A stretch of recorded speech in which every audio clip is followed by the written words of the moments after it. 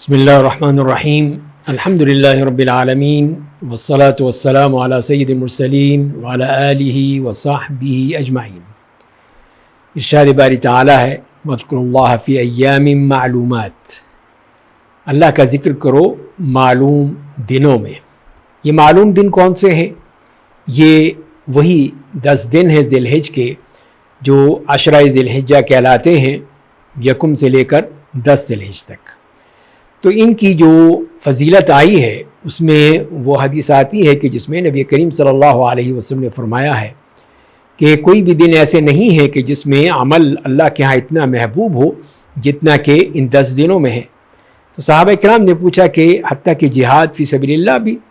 تو آپ نے فرمایا کہ ہاں، جہاد فی سبیل اللہ سوائے اس کے وہ شخص جو کہ جہاد کے لیے نکلا اور جان اور مال قربان کر کے واپس نہ آیا، تو وہ ظاہر ہے کہ اس کا مقام تو بہت ہی بلند ہے۔ لیکن یہ بتا دیا کہ اس عمل کتنا زبردست ہے، کتنا اللہ کے ہاں محبوب ہے، تو ہمیں کیا کرنا ہے؟ پھر یہی سوال پیدا ہوتا ہے۔ جبکہ اللہ تعالیٰ نے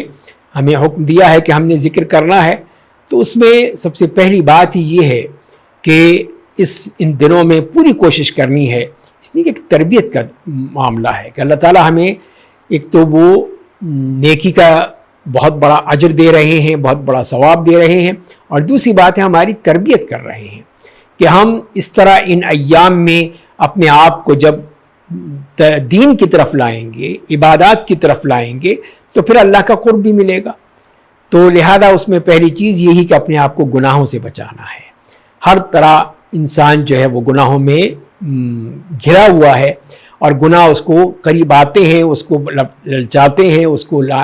قریب لانے کی کوشش کرتے ہیں۔ تو اس سے بچنے کی ضرورت ہے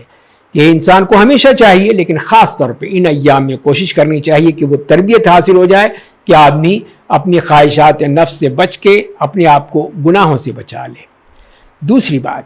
وہ یہ ہے کہ عبادات کا خاص اہتمام کرنا ہوگا۔ اس میں سب سے پہلے تو فرائض ہیں،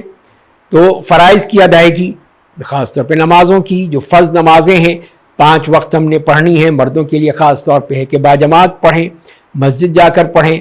تو یہ اہتمام کرنا ہوگا کہ اس میں ہم، اور اسی کے ذریعے سے اللہ کا قرب حاصل ہوتا ہے،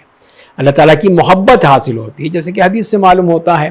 کہ بندہ جو ہے مجھ سے میرے محبوب بن جاتا ہے اپنے ان فرائض کی وجہ سے، اور یہاں تک کہ وہ نوافل ادا کرتا رہتا ہے، میرا قرب حاصل کرتا ہے، یہاں تک کہ میں اس کی وہ سماعت بن جاتا ہوں جس کے ذریعے سے وہ سنتا ہے، اس کی بصارت بن جاتا ہوں جس کے ذریعے سے وہ دیکھتا ہے، اس کا ہاتھ بن جاتا ہوں جس کے ذریعے سے وہ چھوتا ہے، اس کا پاؤں بن جاتا ہوں جس کے ذریعے سے چلتا ہے۔ دیکھ لیجئے کہ پھر عبادات کا معاملہ کتنا اہم ہے اور کتنا انسان کے لیے فائدہ مند ہے کہ اللہ تعالیٰ کی محبت اس کو حاصل ہو جاتی ہے، قربت حاصل ہو جاتی ہے۔ تو یہ نماز کا معاملہ بہت ہی اہم ہے۔ تیسری چیز وہ ہے روزے کا معاملہ، کہ روزہ رکھنے کی بھی فضیلت آئی ہے، اس لیے کہ یہ دن ہی بہت ہی جامع ہے، اس میں کئی عبادات شامل ہو جاتی ہیں۔ تو اگر کوئی 9 روزے رکھتا ہے تو پھر تو بہت ہی اچھی بات ہے، لیکن کم از کم یہ ہے کہ 9 ذی الحجہ کا روزہ رکھنا، اس کے بارے میں تاکید آئی ہے، نفلی روزہ ہے، تو اگر کوئی رکھتا ہے تو یقیناً اس کو بہت بڑا اجر ملے گا، اس کے جو باقی سال کے گناہ ہیں وہ بھی معاف ہو جائیں گے، اور آئندہ سال کے بھی معاف ہو جائیں گے۔ تو یہ کتنا بڑا فائدہ ہے کہ اس کے لیے صغیرہ گناہ سارے معاف کر دیے گئے۔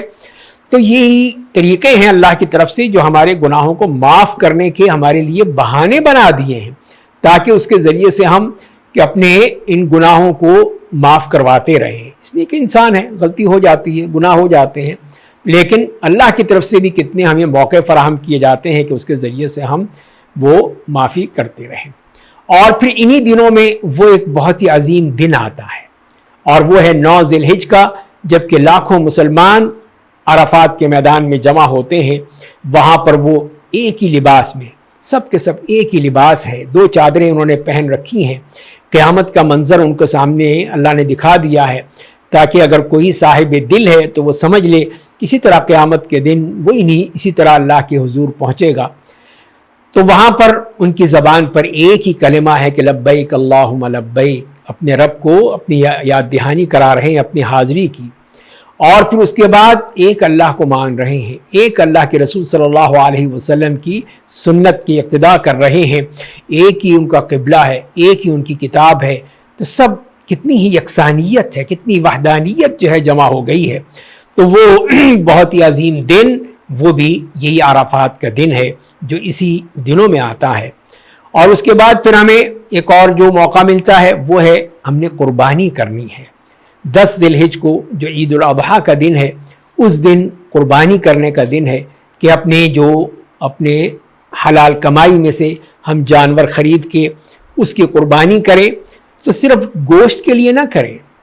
اس لیے کہ لن ینال اللہ لحومها ولا دماؤها ولکن ینالہ التقوی منکم، کہ اللہ تعالیٰ کو ہمارے گوشت کی یا خون کی اس کی ضرورت نہیں ہے، وہ تو ہمارا تقوی دیکھتا ہے کہ ہم نے کیا اپنی خواہش نفس کو قربان کیا ہے، اپنی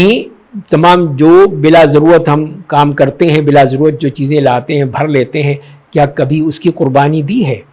کیا ہم نے کبھی اپنی خواہشات کو قربان کیا ہے؟ تو یہی تو تقوی ہے کہ ہم اس کی پرواہ نہیں کرتے ہیں، بلکہ ہر چیز کو حاصل کرنے کی کوشش کرتے ہیں کہ یہ بھی حاصل کر لیں، وہ بھی حاصل کر لیں۔ تو آخر قربانی ہے نام کس بات کا؟ یہی تو ہے کہ ہم اس طرح ان خواہشات کو قربان کرتے ہیں کہ یہ خواہشات جو ہیں وہ بڑھتے بڑھتے جو ہمارے لیے وبال جان بن جاتی ہیں۔ اس سے بچنے کے لیے ہمیں کہا گیا ہے کہ یہ پیسے جو ہیں قربان کرنے ہیں، تو گوشت جو ہے وہ صرف نہیں ہے کہ آپ چاہے گوشت کے لیے قربانی کر رہے ہیں کہ کئی دن کے لیے ہمارے لیے گوشت جمع ہو جائے گا، ہم پورا بکرا جو ہے اپنے ڈیپ فریزر میں جمع کر لیں گے اور بڑے مزے سے کھائیں گے، تو یہ نہیں ہے۔ یہ تو صرف ایک وہ بتانا مقصود ہے کہ ابراہیم علیہ السلام کی اس سنت کو جنہوں نے اللہ نے ان کے بیٹے کی قربانی ان سے مانگی تھی، اس کے لیے بھی تیار ہو گئے تھے، تو کیا ہم تیار ہو جائیں گے؟ یقیناً نہیں ہوں گے۔ تو یہی چیز ہے کہ پھر جو ہم سے کہا جا رہا ہے اس کے مطابق کریں کہ جہاں وہ اپنے اس جانور کے گلے پر چھری پھیرتے ہیں، وہاں اپنی خواہشات پر بھی چھری پھیر دیں اور ان کو بھی چھوڑ دیں اور اپنی رضا کو رب کی رضا بنا دیں، تو وہی چیز جو ہمارے لیے بہترین ہے۔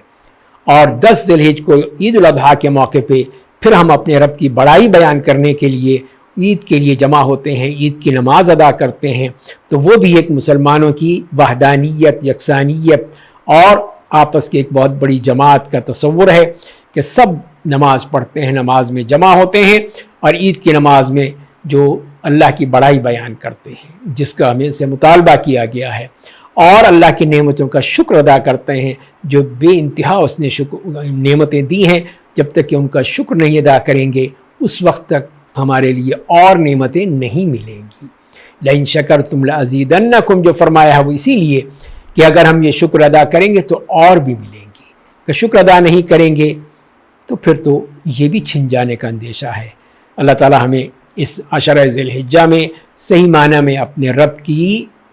بڑائی بیان کرنے کی توفیق عطا فرما دے، اس کے سامنے جھکنے کی توفیق عطا فرما دے، اس کے لیے اپنی خواہشات کو قربان کرنے کی توفیق عطا فرما دے، اس کی تمام عبادات کو صحیح معنی میں سر انجام کرنے کی توفیق عطا فرما دے۔ وآخر دعوانا ان الحمد للہ رب العالمین۔